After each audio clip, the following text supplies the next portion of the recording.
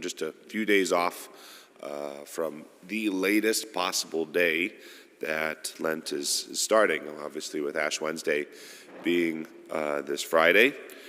But it's beautiful to have these readings. I had a big opportunity last week for the whole family and up in Rockford. My little sister got married, and just really beautiful to be able to be a priest in that way. I've done this before with sisters, and I fell into the same trap of being a little cocky, like, I'm not going to cry, I got this. I've done dozens of weddings, almost 100 probably, and then my dad starts walking, my little sister down the aisle, and just pipe works, water works, and then people see me and they start crying, and then I got through it, but it wasn't pretty. Let's just put it that way. But the wedding was beautiful, and there were many priests that were able to join the celebration, including a couple of my dear friends from Scotland. We get together once a year, and they came over and decided to make the 2025 trip in conjunction with the wedding, so we were able to get away a little bit beforehand. And, the three priests were out and about. We may not be in clerics just because we're doing stuff and whatnot. And my mindset is always that, I'm in a collar, and you don't realize that you say certain things, and if people don't immediately know you're a priest, it changes the context. Because I was talking to somebody, I'm like, yeah, Saturday I'm going to marry my sister, and that is different when you have a collar on than if you're just in normal clothes. Like, oh, they do that in Illinois. I thought that was a different state, but it's great to be in that fraternity and fellowship. And I was talking to my sister just the other day, and the last of our siblings to get married, and she just said it's so wonderful to be in my vocation.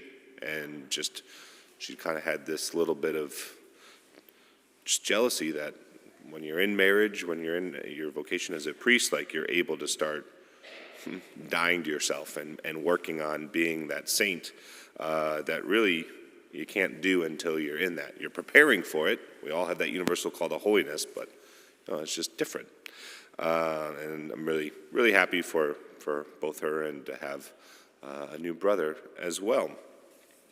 But that same sort of spirit comes perfect time for what this Lenten season is all about. And it's very much a time of reflection, a time of pause, and a time to just kind of pump the brakes a little bit and just say, are we going the right direction? And we just have a few days here in these last couple hours before Ash Wednesday, to prepare for these 40 days. And I think, it can be so easy for us to just kind of go into it, and it's like, all right, well, I know I need to lose a few pounds, so I'll quit doing this and quit doing that, or whatever it may be. In that gospel, why do you notice a splinter in your brother's eye when you do not perceive the wooden beam in your own? It's a great gift to know where our faults are, and sometimes I have to tell people in the confessional, like, you're being too hard on yourself. The fact that you're aware of where the Lord wants you to grow is in itself a gift of the Holy Spirit. As there are a lot of people, haven't killed anybody, and it's like, yeah, but you're in mortal sin, so you're going to die and go to hell. So that's worse in a certain sense, that you're blind to what's going on here in your heart.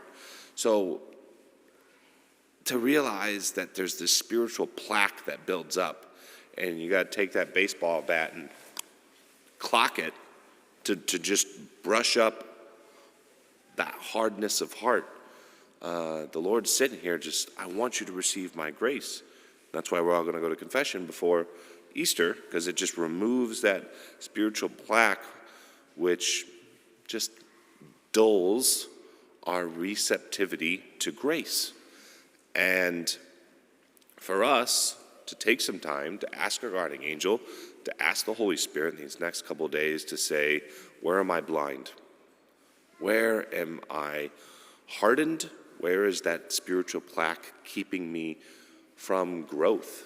And in that, I don't see that big old beam in my eye. And we all have that temptation to look at that person, they're not doing this. Look at this person, look how terrible they are. And that's perfectly human and perfectly sinful. So for us to just take this time and say, all right, Lord, I want to be able to have a great 40 days and come out of this detached from the things that don't matter, to be able to embrace and to hold on to and to receive everything that you have for me. So brothers and sisters, let's just really ask the Lord in this Mass to begin that process of breaking through, to tearing down any of those facades, those masks that we've put up, to be able to know where we need to work on in our spiritual lives in these 40 days coming here so soon.